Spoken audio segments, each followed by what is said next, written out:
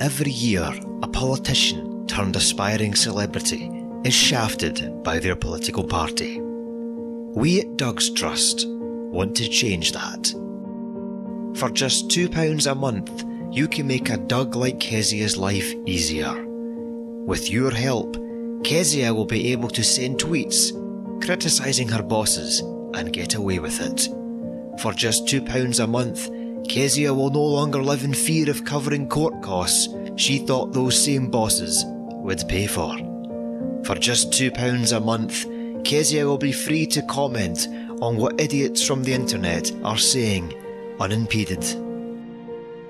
For just £2 a month, you can help Kezia appear on University Challenge, go on that jungle show again, or just fanny about as she pleases. We at Doug's Trust believe in a better world, a world without consequences. So donate today and let's help Kezia achieve her dream of sticking it to some bloke in Bath that may or may not be a homophobic prick, depending on your point of view. Doug's Trust. Don't let your actions hold you back.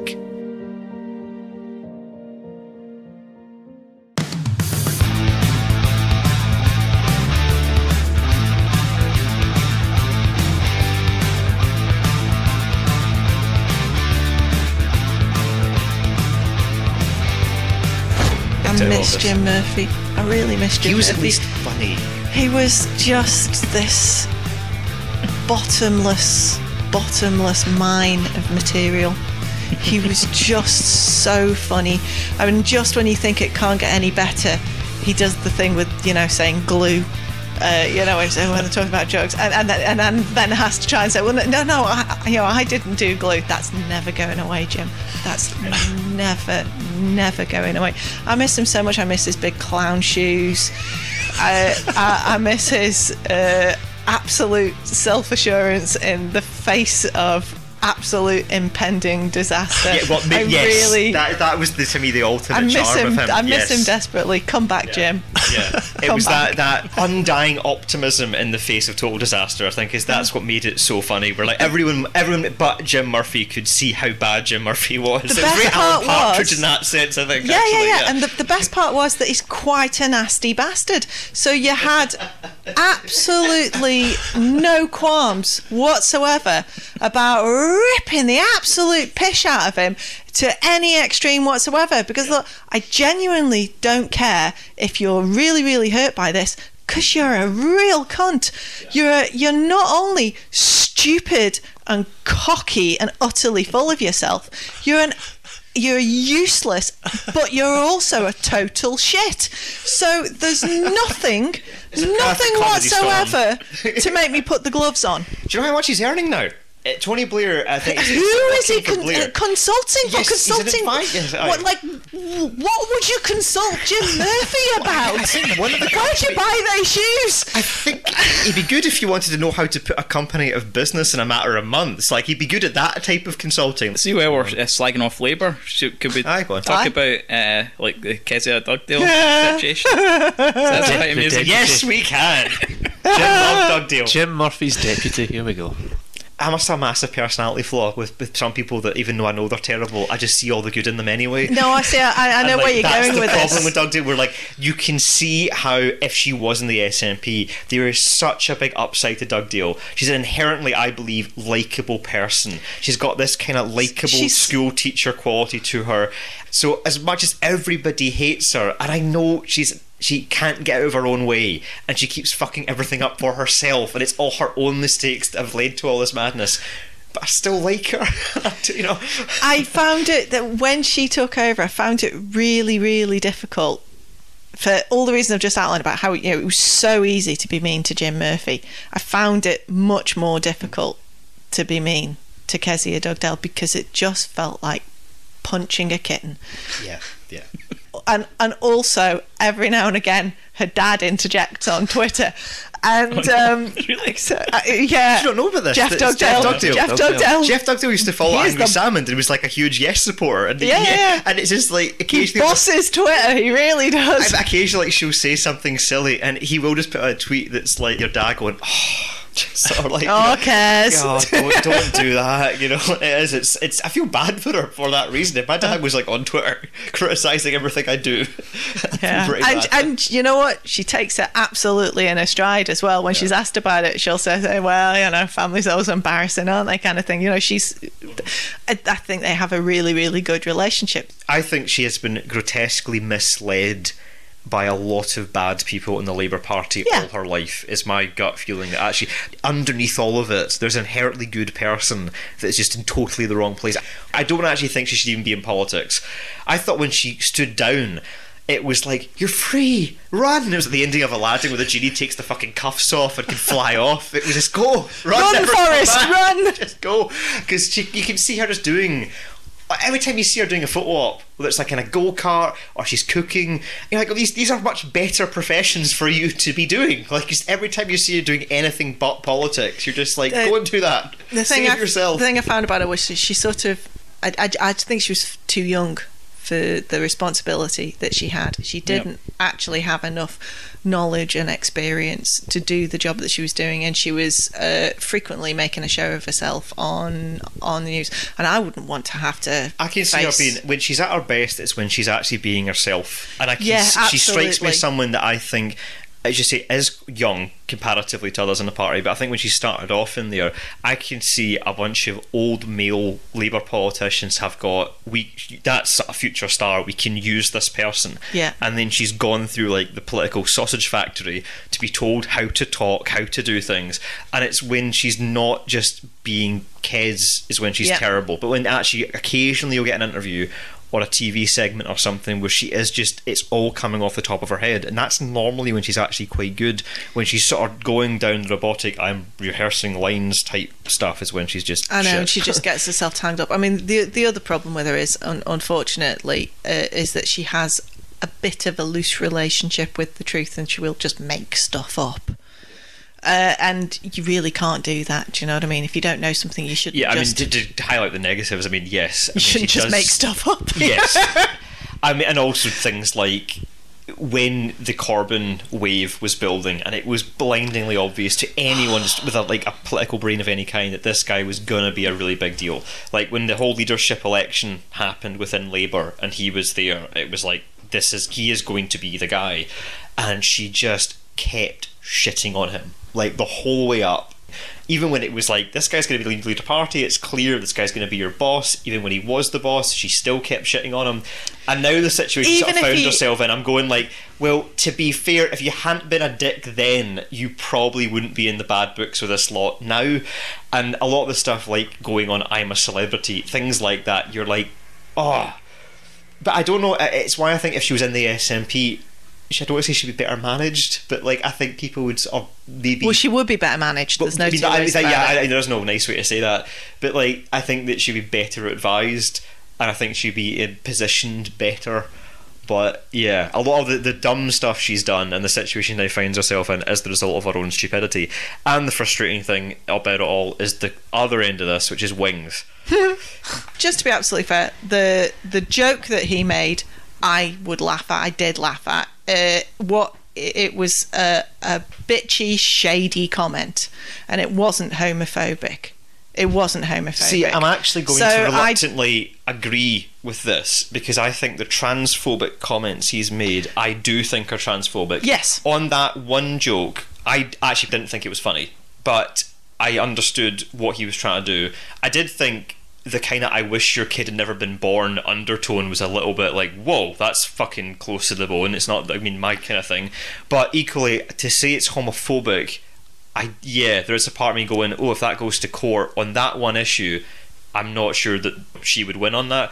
If they bring up the transphobic stuff, which I think does have a lot of weight, and that becomes part of the case, I think then. But it won't, because it's specific. Which is the annoying thing about her, because like you could have gone after like anything else. The guy's done so many shitty things, and like the one time where there was a little bit of ambiguity in it, where you could read it as homophobic, but you could also read it as not. But I don't see how you could read it as homophobic, because it isn't homophobic. It's actually suggesting, wouldn't it be nice if he'd embraced his homosexuality earlier? I'm going to say, I'm going to say ambiguous because I'm not gay, and therefore I don't want to be the person that's like telling gay people like what's homophobic and what's not.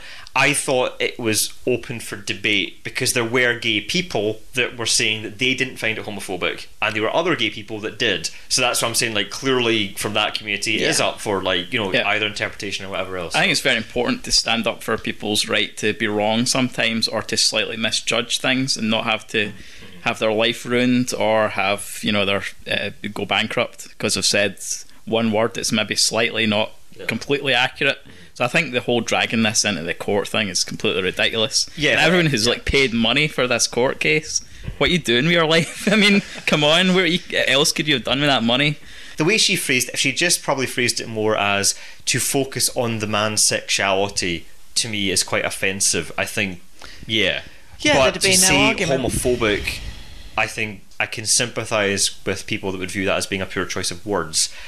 I do though think to make it a big court case issue out of this, and particularly now because it does look like Doug Deal could be stumping up upwards of 6 figures for this now, because obviously the Labour Party have cut the funding for it, so if she loses she'll have to cover her own legal costs, Wings' legal costs, and obviously whatever settlement happens. So the article was published in a newspaper, and usually what happens in these contexts is that in these circumstances is that the newspaper covers the legal expenses for a journalist that's sued. So I don't really understand. I mean, what actually happened was that the Daily Record, initially when the complaint was filed, the Daily Record offered, we'll cover this, we've allowed this comment to go in, we'll stand by you because you're under our contract, whatever else. And what happened was the Labour Party itself stepped in and went, no, don't worry, Daily Record, we've got this. Because obviously they're thinking from political point of view, if Kezia wins this case, so we can say we funded it, this is a tremendous victory for us. And of course they'd get the gains. Now I do understand that from the point of view where Kezia had shat all over these people, she was massively anti-Corbyn. You can look back at her tweets, she did not support the guy. So I understand that in the Corbyn mentality she is part of the old Blairite guard or whatever.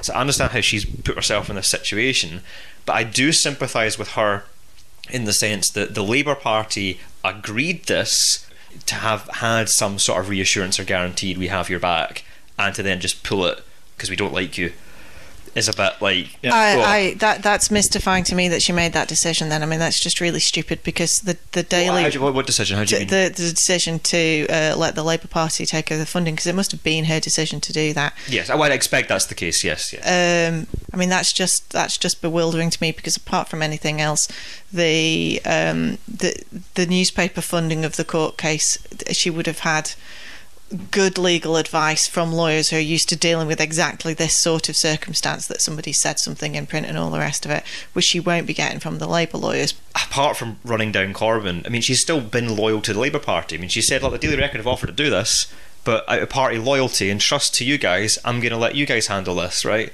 And then obviously they've gone back on the deal. The Labour Party did instigate the deal, and they have broken the deal. I think at that point where they instigated that, it was the General Secretary was like a fan of Kezia, or like a pal. So she felt pretty secure in taking that offer, whereas now it's been taken over. I think it's Jenny Formby is the person's name, is taken over, and she's made this decision to cut the funding and get out of the case. It's also potentially because they think she's going to lose and it's going to cost them money. They probably took it on thinking that there was a reasonable chance that they'd win and that they would actually get money from into the coffers. So it's potentially just quite a mercenary decision. It's a good point, because timing wise we don't know when this deal occurred, because they might have thought, well, that blogger guy's not going to get much funding, and of course like people just started like fucking spunking money at Wings, because he will make a killing out of this if he wins, you know. And I mean obviously the guy is being bankrolled to just do a blog, you know, for thousands of pounds a year, so maybe they didn't think that was going to happen, and then they're realising, shit, this guy actually might be able to afford to pay for great lawyers and a great legal you know case. I mean anybody who's been paying attention at all would know that Wings would get loads of money in from supporters. He always does. But I don't think Labour pay attention. I think that's the problem. I don't think they realise. Yeah, that might be the case. I mean, the thing is that Wings, I don't think actually has much influence out with of like the internet political sphere. I mean, I'm the first to admit that like none of us have any influence out with of that either. But I mean, I think that if you're a mainstream Labour person that's paying attention to the mainstream media, the newspapers, you're probably going to be like, what the fuck's a wings? Like, yeah, okay, whatever, we'll take that. You know, so I mean, to say like they should have known, I don't know. Maybe should they be expected to know? No, I think that's a bit. No, I think you're being a bit naive. I think they all fucking know who he is. I think they all know exactly who he is. That he is the sort of public speaker that makes you wish his dad had embraced his homosexuality sooner. Does the First Minister agree with me that there is absolutely no place in society for homophobia like this? First Minister. Yes, of course I do. And, you know, for Kezia Dugdale to get up here, and I'm being serious about this, and suggest that in any way, shape or form I would condone homophobia, I think is deeply unfortunate. I think on these issues, and it was indeed the kind of issue we were all discussing with Brendan Cox yesterday, all of us should make very clear that that kind of language, any form of abuse of any minority or indeed of any politician of that nature is completely unacceptable. I see abuse on a daily basis being hurled at me, at my colleagues, at people on my side of the political spectrum, and I don't hold Kezia Dugdale personally responsible for that. So we should all join together and say that that kind of abuse is unacceptable, and at least have this as an issue on which we have consensus and not division. And of course, this was a remark posted on Twitter by Stuart Campbell, who writes for the website Wings Over Scotland. In the Daily Record, I called out Mr Campbell for his homophobic comment.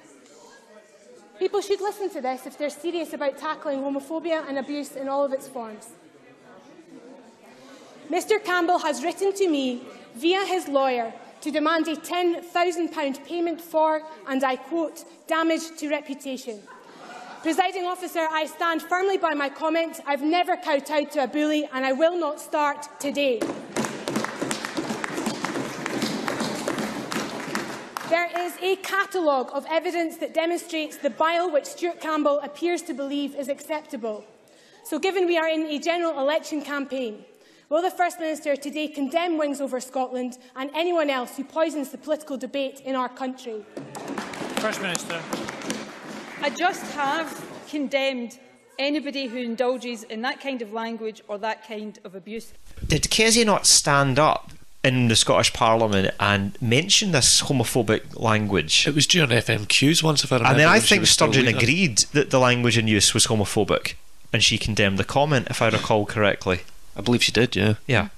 You would think, jumping SNP, this would all be quite a narrative that would begin to fit. Why should that be on Kezia's back to make that decision? All right, we're the ones that are campaigning for Scottish independence. All right, what we need to do is talk to undecided and to soft nose, and we do that one at a time. And we start with Kezia Dugdale. We get billboards throughout Edinburgh. Join us, Kez. Yes, we can. Yes, we can. Can you imagine the broadcast during the next referendum if it was just Kezia? Kind of like the Eat Your Cereal woman, but just talking about herself. How she was the Labour leader. She stood alongside all these people. I think that would be great. Imagine all your Labour people. I was Jim Murphy's deputy, and it was terrible. I've tried to make the union work. I really have. And they go, this is what I got given for it. And everyone treated me like dog shit. So now I've gone to people that actually like me. But that's the thing. It's the same thing with, it's a bit of a tangent, but Cat Boyd, people gave her a load of crap because she voted Labour in like the last election. And I thought again, hey, alright, you can disagree with her, but don't start screaming at her, because when we come back to Scottish independence, we need Cat Boyd.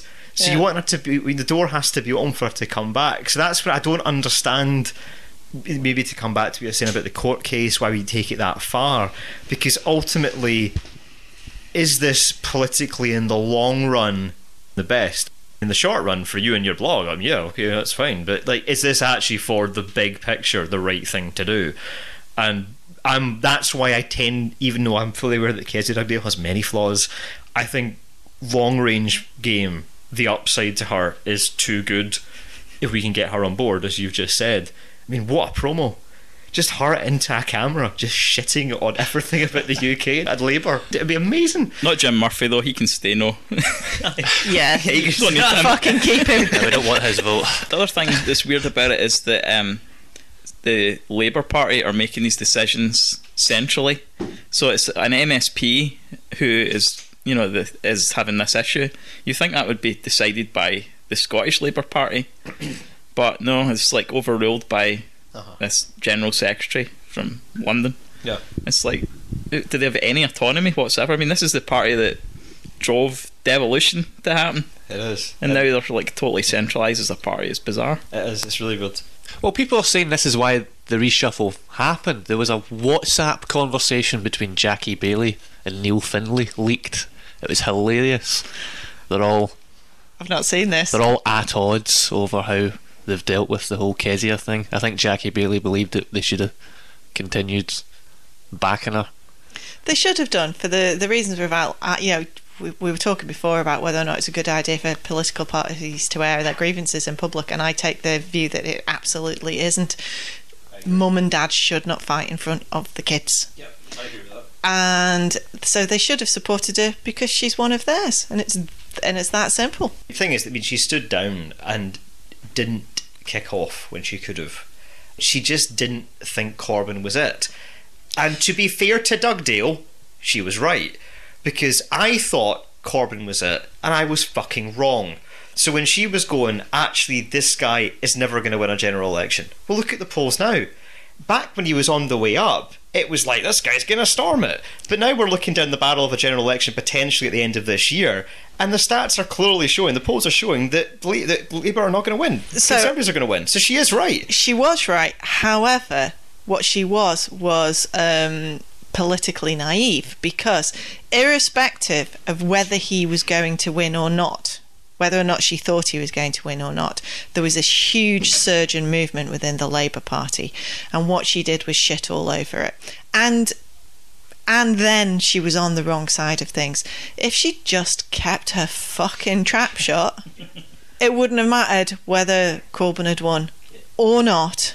Kezia just cannot get out of her own way. That is the problem. She can't It's keep like, her fucking trap shut. yeah, it just yeah, that's it. I mean, she just has to just at times just not say anything at all. And it is why, I mean, ultimately maybe having a Daily Record column is not the smartest thing in the world for a number of reasons. But I mean, just having an outlet when you're in that position of politics, is the risk-reward ratio, obviously monetary wise, you're going to get paid for it. But I mean, don't know if she does as you say, like, necessarily, does she? A lot of politicians don't get paid when they've got the opportunity to have a column in something fair like enough, that. I don't know. She may well not. I have get no paid. idea either. But I mean, I just think that, you know, in terms of if you're in that position in politics, you're quite a well-known political figure within the Labour Party. If you have to write something every week, you're going to have to find things to write about. You're going to say things, stupid things, just for the sake of content, when politically it's often smarter just to say nothing. And I think that when you are writing every single week and there's not an awful lot going on, suddenly she has to go, have you seen what this Wings guy's tweeted? Because ultimately, like, Wings isn't that important. This is an internet-centric thing. In terms of the mainstream, particularly folk that are going to be reading the Daily fucking Record, no one cares. No one gives a shit. So if that column had never existed, she never had that newspaper gig, it would probably never have been an issue. And that's just to come back to your point where sometimes just less is more. And she, unfortunately, is just let's do I'm a celebrity, let's have a newspaper column, let's do this, let's do that, and it's like this over-energised bunny rabbit, just calm down. You know. And I think in the SNP, I know it's wrong to say people should be managed, but I do think that, like, within that structure she would be kind of handled better. They absolutely should be managed, though. I mean, I'm sorry, but they absolutely should toe the line, have your disagreements with each other behind closed doors, present a unified front, because that presents to people, like, people actually like confidence and unity. They really don't want to vote for a sack of fucking rats biting each other in a sack. I said sack twice there, so I'm enjoying the sideshow, and I'm glad everything has happened.